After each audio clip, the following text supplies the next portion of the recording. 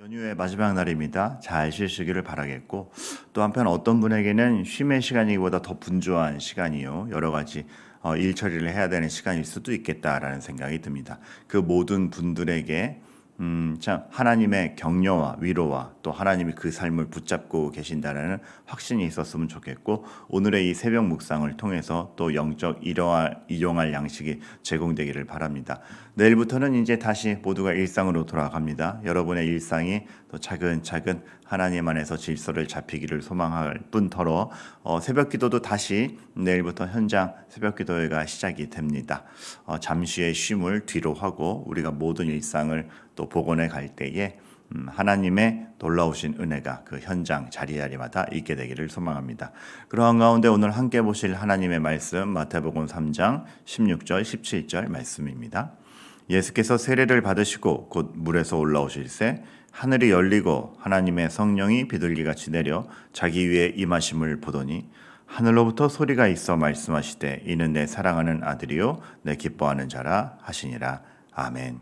중요한 장면입니다. 예수 그리스도께서 세례를 받으시고 성령 하나님께서 그것을 권능으로 보증하시고 하늘로서 소리가 있는데 예수 그리스도를 보고 아들이라 하는 걸 보니 성부 하나님입니다. 삼위 하나님께서 전적으로 전면에 등장하셔서 지금 예수 그리스도를 통해 이루어지는 일이 하나님의 일임을 너무나 공적으로 확언하시는 장면입니다. 예수님께서도 그저 한 시대를 살아간 한 인간이 아니라 정말 하나님이며 구원자임을 딱 증명하게 되는 그러한 장면입니다. 죄 없으신 예수님께서 세례를 받으러 나오십니다. 이거 아이러니하죠. 죄 없으신 분이 세례를 받는다? 본인이 세례를 받아야 될 필요가 있기 때문이 아니라 죄인된 인간을 대신하겠더라는 그러한 공적 선언이 되는 것이죠. 우리가 예전에 참 다윗의 울음에 대해서 살펴본 적이 있습니다. 압살롬이 죽었을 때 이렇게 한탄을 하죠. 압살롬아 내가 너를 대신하여 죽었더라면. 아들 압살롬의 죽음 앞에 절규하는 다윗을 봅니다. 그의 왕권도 그의 권력도 아들을 살릴 수 없었고 대신하여 죽을 수 없었습니다. 그런데 예수님은 다르죠. 지금 죄인을 대신하여 그 입장에 서실 수 있는 겁니다. 안타까워하는 것을 넘어서서 대신 짊어질 수 있는 전능, 인간의 한계를 뛰어넘는 구원자로서의 모습이 이러한 것부터 다 다른 것이죠. 그리고 그 진심, 본인이 인간을 대신하여 인간의 입장에 서며 구원자로서의 길을 나서겠다라는 그러한 전능과 진심이 보이는 장면이 이 세례의 장면입니다. 사실 오늘 매일 성경 오늘 읽기 본문이 굉장히 깁니다. 3장 13절부터 4장 11절까지 예수님의 세례와 세 가지 시험이 모두 등장을 하는데 굉장히 위중한 내용의 긴 본문이지만 사실 그 주제는 똑같습니다. 하나님께서 죄인을 대신하여 구원자로서 나서고 계시는구나. 그가 왕권을 구축해 가는 방식이 어떤 세상의 여건을 활용하는 것이 아니라 본인이 창출해 가시는 것이죠. 이것도 필요하고 이것도 필요하고 이것도 좀 준비가 돼야 되는데 그런 세상의 여건을 동원하고 세상의 여건을 구축해서 시작하시는 것이 아니라 본인이 토대가 돼서 시작하시는 겁니다. 죄인의 인생 앞에 하나님이며 죄 없으신 본인이 구심점이요 새로운 시작점이 되어서 판도를 바꾸며 딱 의의 길을 구원의 길을 창출해가며 가시는 건 이것이 다릅니다. 왕권을 구축해가는 방식 자체가 다르고 왕권을 구축한다는 의미 자체가 다릅니다. 백성을 동원하는 게 아니라 백성을 대신하며 백성을 활용하는 것이 아니라 백성에게 살 길을 마련해 주는 이것이 바로 예수님의 구원의 방식이며 예수님이 오셔서 하시는 일이라는 걸 우리가 알게 되는 것이죠. 세례를 받으신다. 죄 없으신 분이 세례를 받으신다. 지금껏 죄로 실패해온 인간의 토대를 본인이 다시 시작점이 돼서 확 바꿔놓겠다라는 뜻이죠. 그래야 해서 그 예수님을 구심점으로 메시아를 기다리던 믿음을 가진 자들 그리고 이제 그 예수 그리스도를 알고 믿고 따르는 신구약 모든 백성들의 참 믿음의 백성들의 토대를 바꾸어서 구원으로 이끌고 가시는 하나님의 보내신 구원자로서의 모습을 보여 가시는 겁니다. 참 백성을 만들어감 왕권을 구축해 간다. 본인이 왕으로서 등장을 한다. 구원자로서 등장을 한다라는 것이 백성을 동원하거나 소모시키는 게 아니라 백성을 위하여 대신 짐을 지시고 그 백성을 죄로부터 자유롭게 하여 만들어가는 그 모습, 그 사랑, 그 의지. 그래서 이제 세 가지 시험도 자신의 백성들의 죄인된 백성들의 치명적인 실수를 역전해가는 장면 중에 하나입니다. 참 하나님을 부정하고 하나님의 방식이 아닌 자기의 방식대로 삶을 구축해갔던 인간 앞에 이제 구원자로서 내가 너희들의 머리가 되어서 참 인류의 대표로서 사단으로부터 시험을 받을 때에 사탄의 방식이 아니라 하나님의 말씀으로 그 시험을 딱 이겨내시는 걸 보면서 너희들에겐 이제 새로운 토대가 마련돼 있다. 죄로부터 어그러진 것들 내가 다 회복하면서 간다라는 걸 현격하게 보여주신 것이죠. 그리고 세 가지 시험을 한마디로 요약하자면 이러한 의미로 정리할 수 있을 것 같습니다. 하나님과 떨어지지 않으려는 분투. 선악과의 사건에서부터 인간은 하나님과 똑 떨어졌습니다. 하나님 없이 내 맘대로 결정할래. 그런데 예수님의 세 가지 시험에서는 그 하나님과 떨어지지 않으려는 분투가 있는 것이죠. 아니, 다른 방식보다도 하나님의 말씀이요. 하나님을 의심하면 안 되고 주 너의 하나님만 경배해야 된다라는 딱 그 선언으로 하나님과 떨어지지 않으려는 분투가 그 예수 그리스도의 세 가지 시험에서 나오게 되는 것입니다. 그러니 인류의 대표가 되어서 자신의 백성과 떨어지지 않으려는 그 예수님의 사랑, 그리고 하나님과 떨어지지 않으려는 그 구원자로서의 예수님의 권능, 이것이 합쳐져서 예수님은 죄인의 입장을 의의 세계로 바꾸어 놓으시며 그 예수 그리스도의 백성들이 하나님과 떨어지지 않게 하시려고 본인이 백성과 함께 붙어버리는 그러니까 이러한 참 그 권능이 자신의 백성 구원을 위해서 전적으로 사용되는 장면, 그 시작점이 오늘 나오는 것입니다. 그래서 우리는 확인하게 되죠.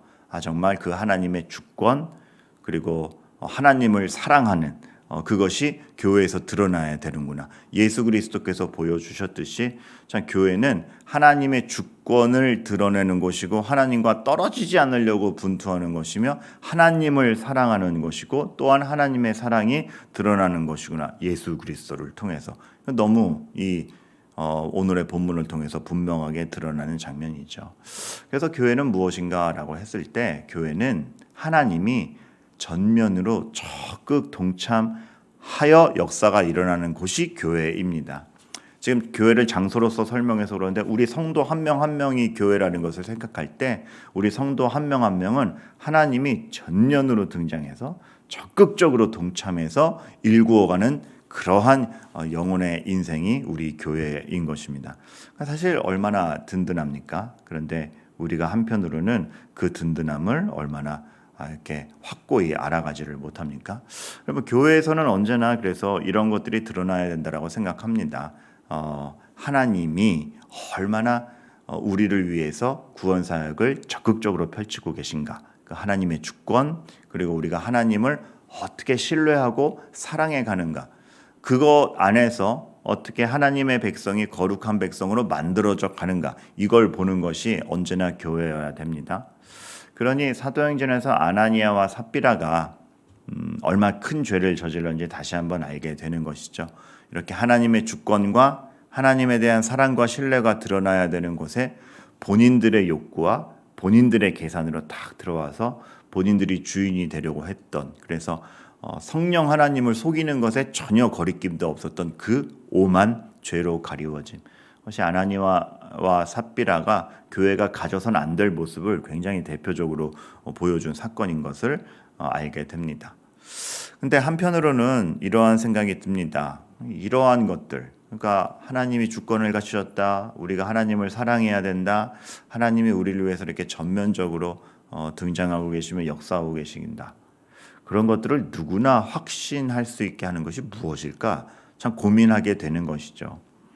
교회는 그러니까 상황이 되고 이제 좀 여유가 생겨서 이게 좀 종교 생활을 즐길 만한 사람만 나와서 이러한 것들을 확신하는 것인가? 아닐 것입니다.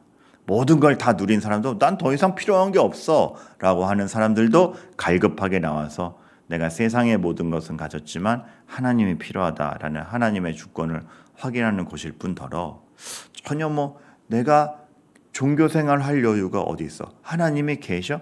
그러니까 너무나 어렵고 또 한편으로는 마음의 상처가 있고 혹은 삶의 여건이 안 돼서 다른 걸 생각할 여유가 없으신 분들도 나와서 그러나 내 인생에 하나님이 역사하고 계신다. 내 인생에 하나님이 전적으로 지금 개입하고 계신다라는 위로를 얻게 되는 것.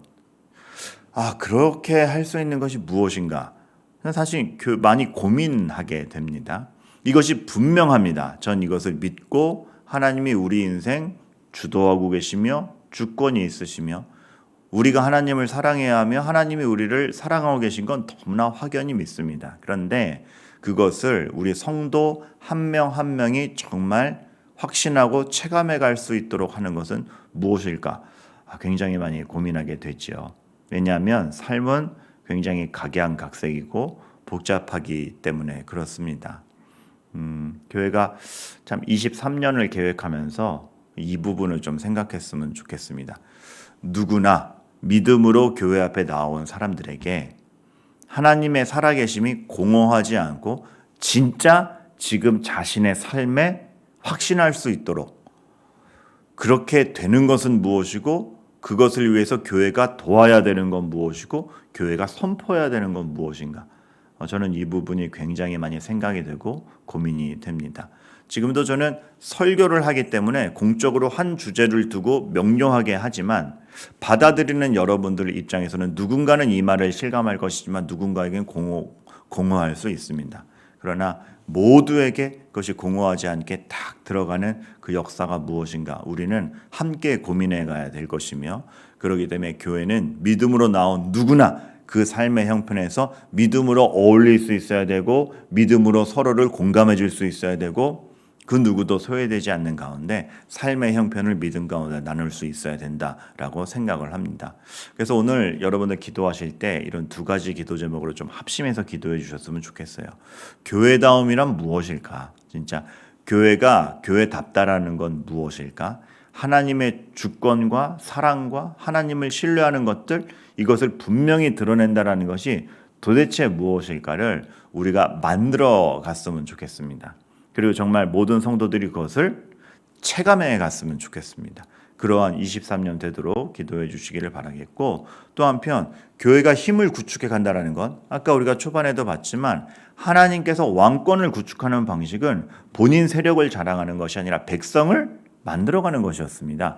죄에서 꺼내어 하나님의 거룩의 길로 갈 수 있도록 하는 것이 왕권 구축의 방식이었습니다. 교회가 힘을 구축해 간다는 것도 그것입니다. 거룩한 백성이 거룩할 수 있도록 돕는 것, 선언하는 것, 가르치는 것. 이것이 교회가 힘을 구축해 가는 것일 겁니다. 이러한 영향력과 본질을 잃지 아니하도록 우리 모두가 함께 기도해 가기를 바라겠습니다. 이렇게 합심해서 기도하시고 오늘 여러분의 본연의 또 기도 제목을 기도하시는 가운데 연휴의 마지막 날 이제 일상으로 다시 돌아갈 때에 우리가 기도로서 마음을 모으고 말씀으로 중심을 잡는 가운데 나아가시기를 바라겠습니다.